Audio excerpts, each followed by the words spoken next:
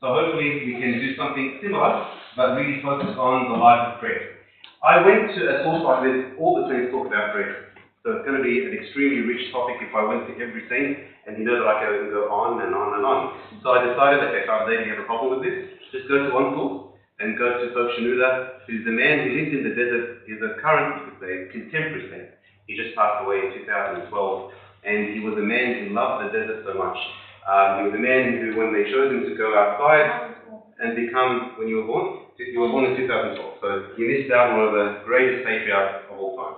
And he was a man who loved seclusion, and when he was called to be a bishop, it wasn't like, would you like to be a bishop? And then he went.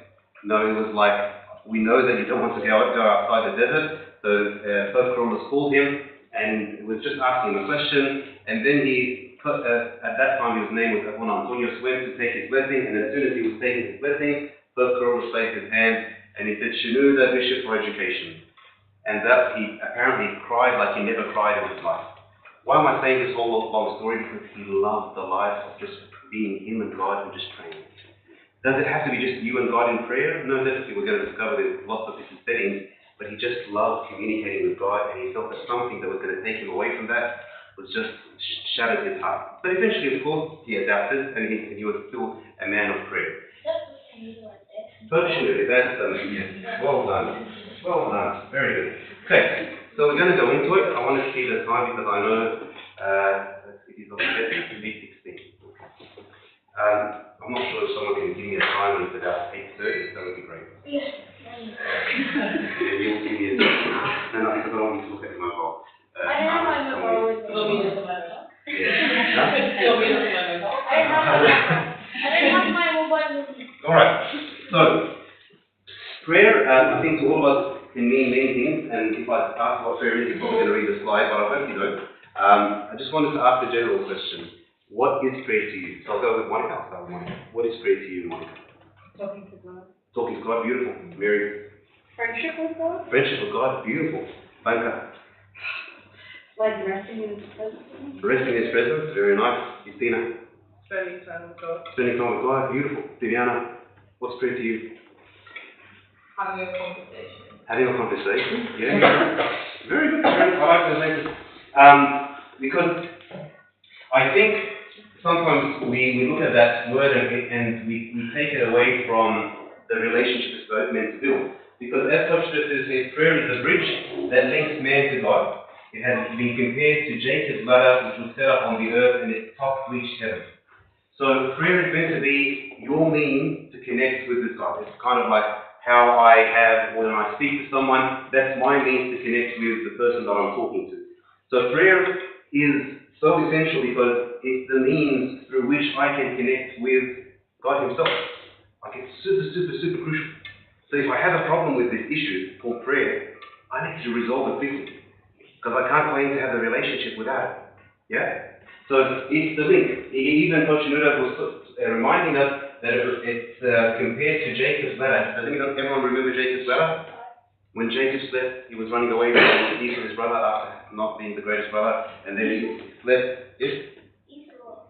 His brother Esau. Excellent. Very good. And he slept, and then he dreamt of what? A ladder going up to heaven with angels descending up and down. Yeah? And so that ladder was symbolic, we call sometimes say Mary that ladder, but also it's symbolic of the prayer which connects us to what? To who? God. Prayer also is an awareness that you are in the divine presence. That's another thing also that's really cool about prayer. There was once a sermon I was hearing, and he was saying prayer, the usual answer is talking to God, which I used to always say. But this person really, it deepened my mind, and deepened my understanding, I should say, where prayer is actually being in the presence of God, the awareness of God. That in itself is prayer. To always have that keen awareness that God is present. Everywhere I'm walking, I'm talking to my friends at school, God is present. I am in my room alone and my mum and dad have left for shopping, God is present. I am doing whatever I'm in shopping, God is present. So it is something that you can maintain throughout the whole day and having that awareness of God the whole day. And so that when you do talk, you feel like you're actually talking to what? To a person. Because a lot of the complaints, Mark, would be that in praying, well, no, I feel like I'm talking to a wall. But real prayer is the presence of what? The presence of God. Well done, my first, you're doing fantastic.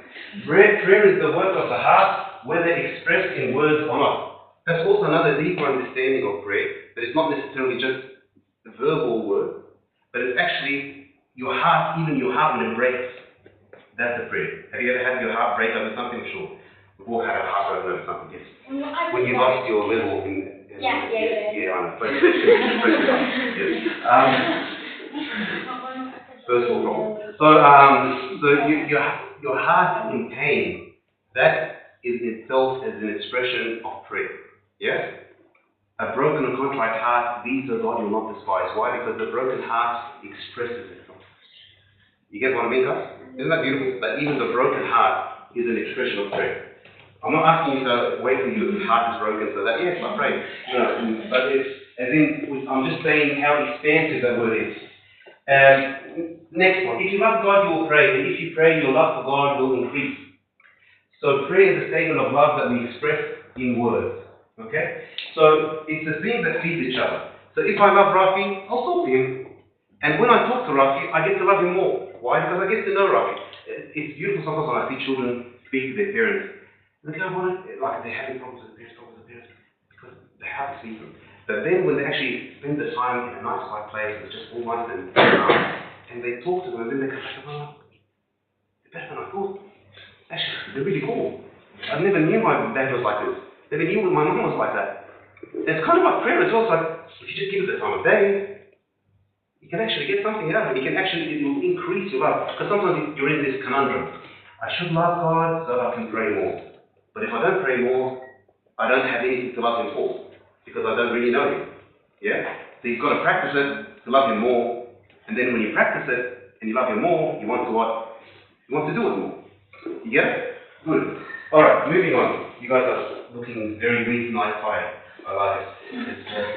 I'm not sure to use high voice, low voice, what is it? Prayer is opening the heart to God, so He could enter and purify it. So it's not only that this is the beautiful thing when you hear from someone like Coach Schmidt, that's why discipleship is huge.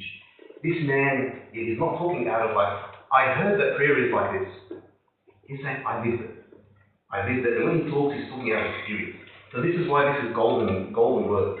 Prayer is opening the heart to God, so He would enter and purify it. When you're in the presence of prayer, it's not so much just you giving out of yourself, it's actually you opening yourself to God to what? To dwell in. And that's why sometimes people, when they really pray properly, they say, Abuna, I feel really full.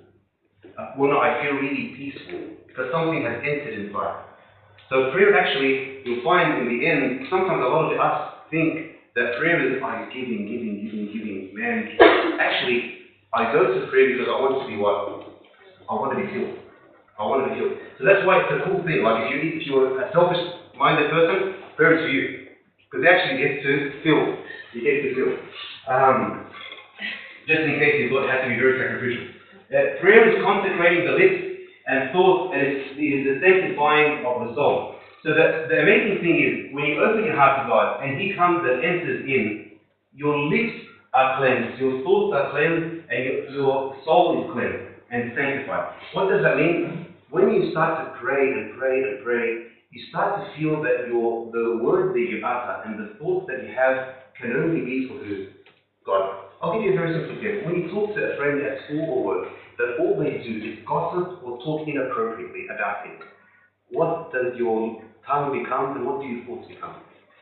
All of us complain about a confession. And all my thoughts are just bombarded like this person every time I talk to them, that's all they talk about. I'm just surrounded by people that talk about stuff and I talk about it to them. And it does the opposite effect.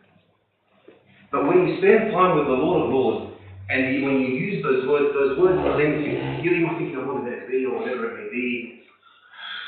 But actually, even the really cool thing, I don't understand the word of it, but the amazing spiritual thing is those words are cleaning me bit by bit.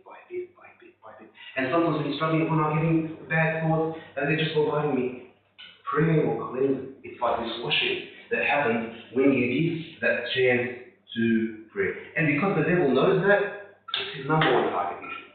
Like I'll find, and even Coach Schmidt was talking about this in one of his amazing sermons. He was saying, the devil will let you serve. The devil will let you read. The devil will let you sacrifice yourself. The devil will let you do all those things, but he will prevent you most from one thing, the most. Prayer. Because that's the time that you really start to get filled. That's the time you really can be cleansed. That's the time where you really can be weaponized with spiritual word. So be careful of that. This is a huge word. Right? 8:25. I was watching. Thank you.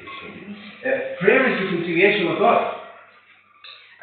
That's also another important point, is that when I'm talking to someone, that shows that, generally speaking, that it shows there's a relationship. So it shows that I've reconciled with this person, and it gives... Interested in that person. Is that what you're trying to say? Thank you, Mark. So if you're interested in this person, and there's that reconciliation that happens between you of us, even if you've done something wrong, what does the devil usually try to get you not to do?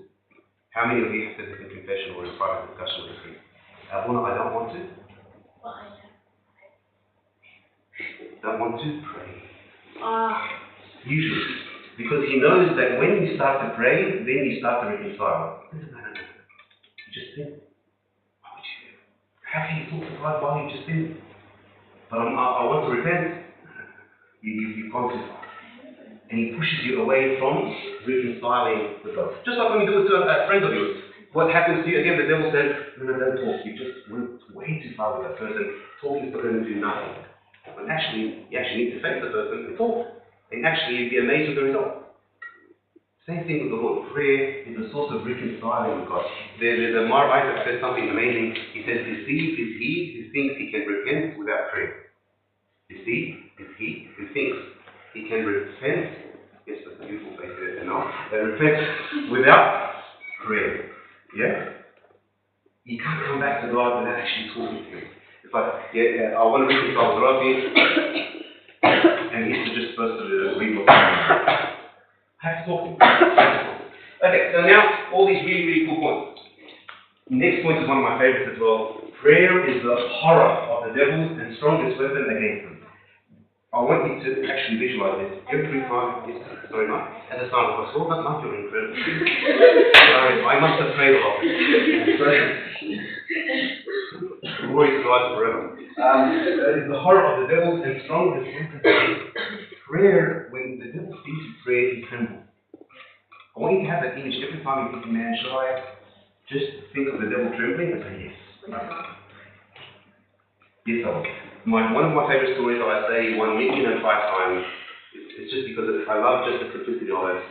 Even the devil, when he was sent to trick Saint Justina into something, I won't go into the long story, but he couldn't enter into her room, he couldn't go next to her, he couldn't attack her at all because she was in a state of prayer. And he couldn't do it. He wasn't trying. He just couldn't. He just couldn't. So because it's very, very simple. Us by ourselves are the weakest of the weakest. The devil can get us like this. Us next to our Father in heaven, the devil's like, well, what am I going to do to you? How can I affect you without prayer? I'll tell you a funny story. I used to be afraid. You know, my dog Maltese Shih Tzu Caesar. That sort of dog and smaller, yeah. When I was younger, I used to get really scared of dogs outside. They would like laugh, and I'd be like that, and I'd run and run. Yeah? But one of the coolest things that I found is that there was one time this big little mini dog was just trying to attack me. And then I just went as a little guy to my dad and I held his hand. And this dog stopped. By myself, you were attacking me like crazy. I held the hand of my dad and this dog just stood. It was just, barking, but without any effect. He was just like 10 meters away, telling me that I could still get you when he was 10 meters away. But that's exactly, I felt that story really symbolizes to me how powerful my dad is in heaven. My dad, my heavenly Father. When I hold on to him, the devil, cannot come close to you. That's why, again, when you come in various situations, the devil makes you think of everything else except to pray. Everything else. Call someone, do something. There's a disease. First thing you get in your hand, mine is the doctor. A problem. First you get anything, that's this person. But how do you ever go to the actual first port of call, which is what? The doctor's fine, the friend is fine, but the first station is I was going to go like this. Anyway, prayer is a blessing for you. In it you take and do not give. And that's, I said that before. When one of the transformational moments in my prayer life, when I started to realize I'm not praying so I could give, I'm praying so that I could what? Take. So when I was even reading that, I was like, I have to read an extra psalm. What? Are you crazy? This is you're getting, you're receiving. You actually, so the more you're in prayer, the more you're receiving. Why would you stop yourself from receiving? And that changed my mindset completely. Before I would think, but I have to sacrifice myself. It's a nice thought, but I think the realistic thought is I'm praying not because God needs my sacrifice. There's something, I grew up with that, I'm not sure for what. I think a lot of us growing up with that, like, I have to pray to sacrifice myself for God, and that's kind of the thing that makes the difference to Him. Actually, prayer is not really about Him, it's more about what? It's more about Him. I'm doing it because I'm receiving. It's not like God's going to say, on Judgment Day, you didn't pray much. Thank you. You didn't pray much. That's not the point. The point is the relationship. The point is me receiving and going. Okay, this is the exciting one. Now, how to pray. We've discovered how beautiful it is. Does anyone have any other points? Let's see if you will concentrate. Prayer is? A connection with God. Excellent. Prayer is? Christina? So I got that wrong. No, you're right. The thing your heart. Excellent. Maya? It scares the devil away. Excellent. Mary? Reconciling. Excellent. Monica? Unity with God. Excellent. Yelena? Just no relationship with God. Beautiful. And the last one, Noah, was about what? Receiving, not giving. Excellent. So, the next one. Me and you will get a roll. This is the prayer. He's probably thinking about that. This is the prayer that is from the heart. In its one feels that he met with God. So, a very, very essential component. Like, how to, I'm not going to say, okay, try to stand like this and do this, and then you will be like this. That's not what we're aiming for. We're aiming for, try to get into the area where you feel you're talking to a person. So, for example, I had a story, I'm not sure if you've heard this one from me before, but there was a person who was drug addicted that I knew a long time in Sydney. And I came to Brisbane, and then I heard that he was like way into drug addiction.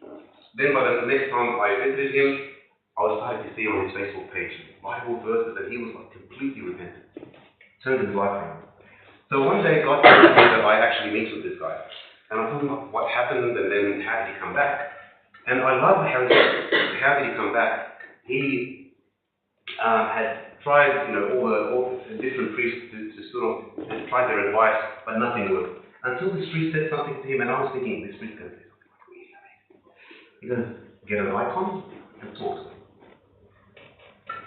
That's it. And then what else?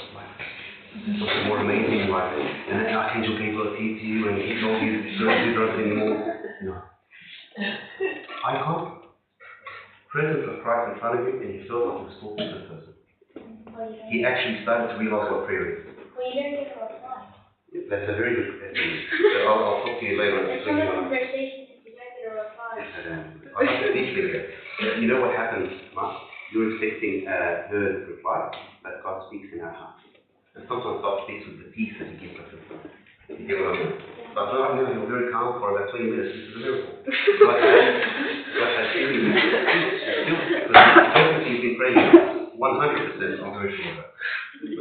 So that's God replying. Yeah? Very good. It's fine. So, let's pray from the heart. In it, one feels that he met with God. The spiritual prayer is also one of understanding and concentration. So also, give time to pray. Again, if I'm talking to someone, because I think also if I'm talking to my beloved Mark, like if he talks to me, he's going like this. How would I feel? You're not interested in the conversation. Yeah? So maybe someone could be going like, our Father who art in heaven, hallowed be thy name. Or they could be going, our Father who art in heaven, hallowed be thy name. That's me. Or they could be going, our Father who art in heaven, hallowed be thy name. All those different prayers.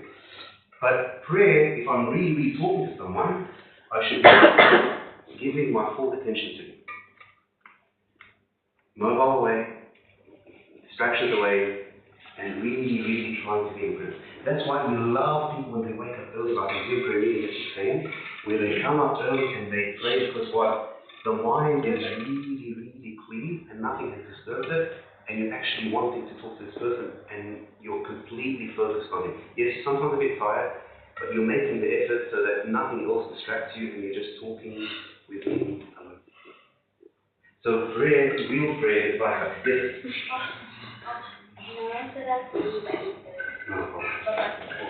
As a spiritual prayer, St. John of the Sioux says, what is your prayer? The answer, it is death to the world, because when the heart dies to worldly matters, it will not ponder on such things during prayer, so his prayer becomes pure without strain.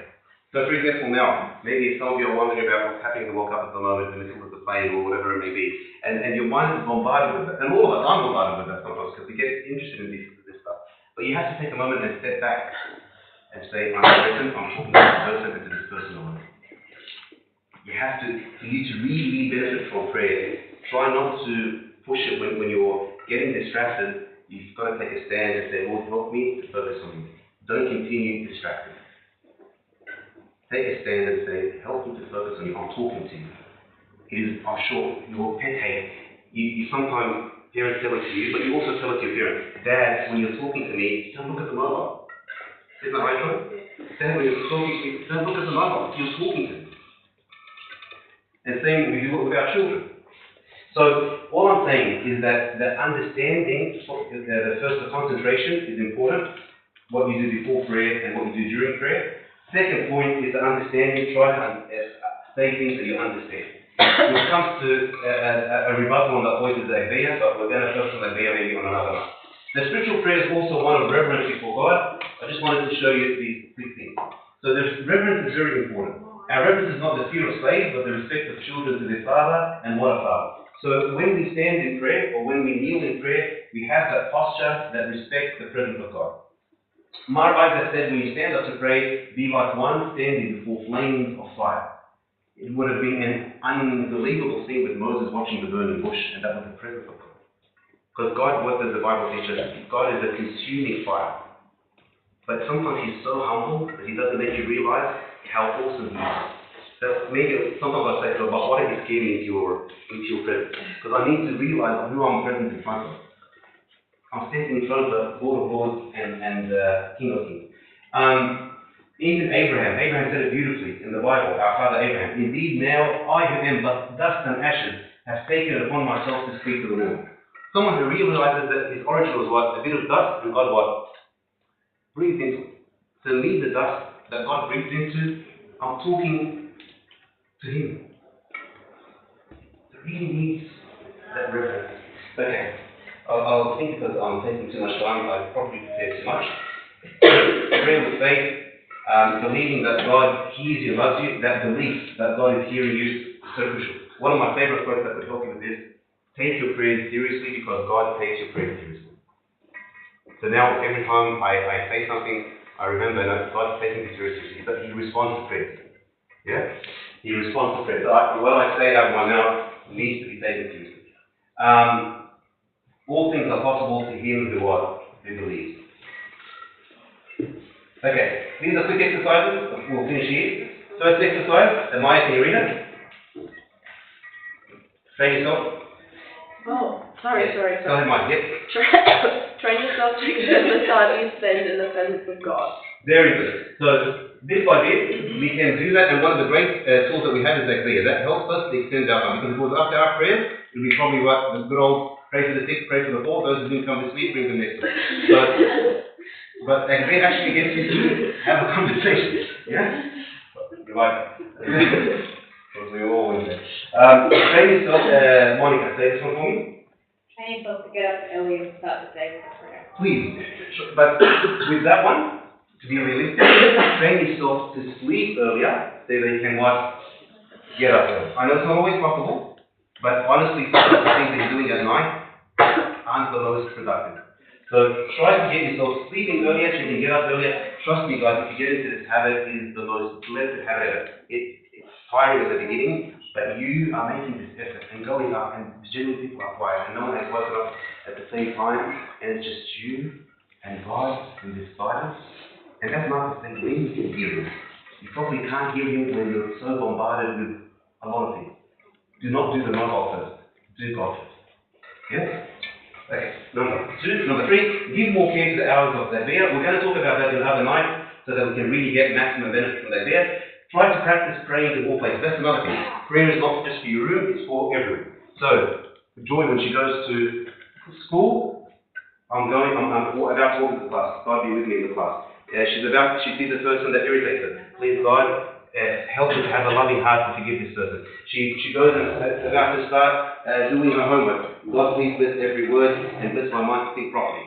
Someone goes to work. God, and seeing patient. God, please bless this patient. Help me, O Lord, to give him something that's useful for him. And involve him in everything. You'll find that prayer is very, very accessible. Train yourself to pray the repetitive short prayers.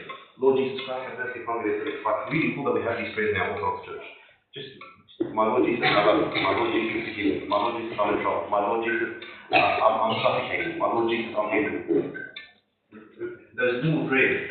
And it's amazing when you repeat it, the thoughts that were bombarding you just dissipate and settle down. Next part. That's it. We're going to finish here, I promise. Train yourself to pray for others. That's another very, very important thing. We have a responsibility towards each other to pray for each other. Train yourself to bring God into each topic and each problem, as I was saying before.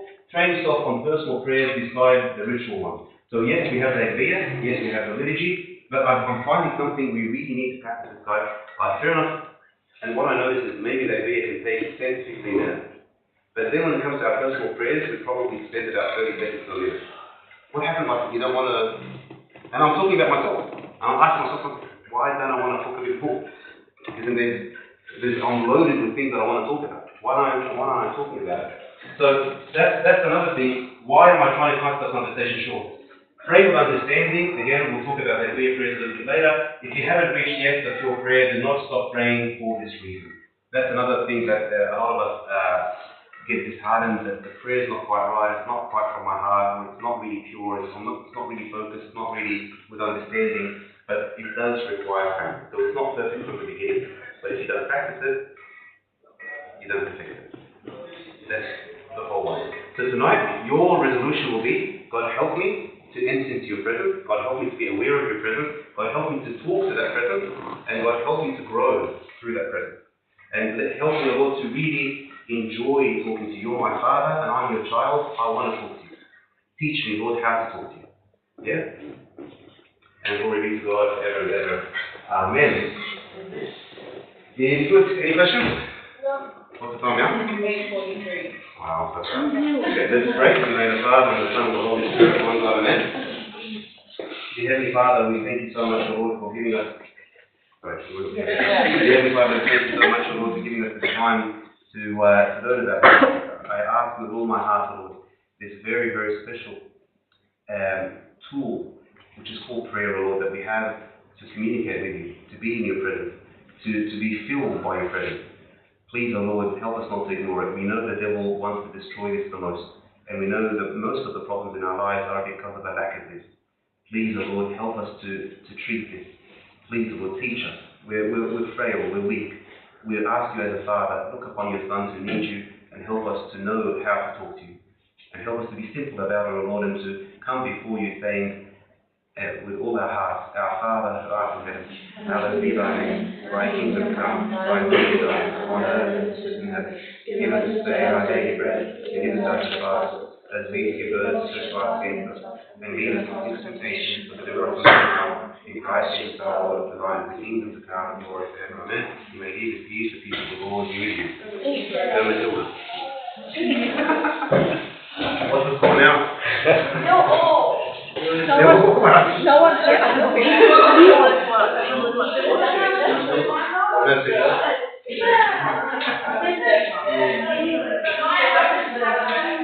Wow.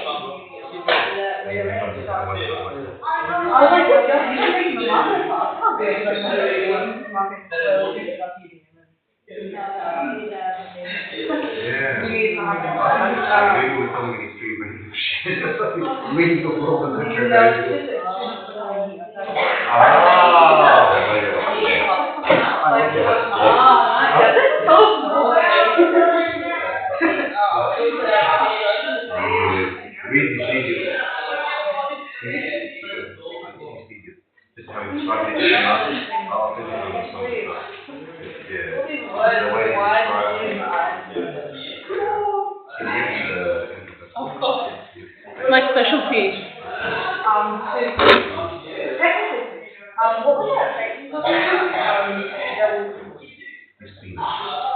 So what happened was, British really loved it.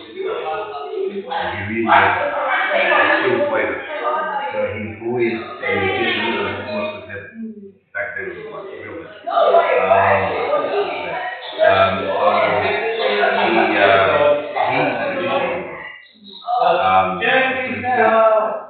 So the magician employed them to go and display it. And every time they go, she'd be great. Quick fire. So he came back to the store to the principal's office. Oh, I'll go get what you wanted. And as soon as she seen her, she just vanished. And you know what happened to the magician? They became Bishop Cyprian, Saint Cyprian. He's the one that said, you do not have God as your father, you do not have the church as your mother.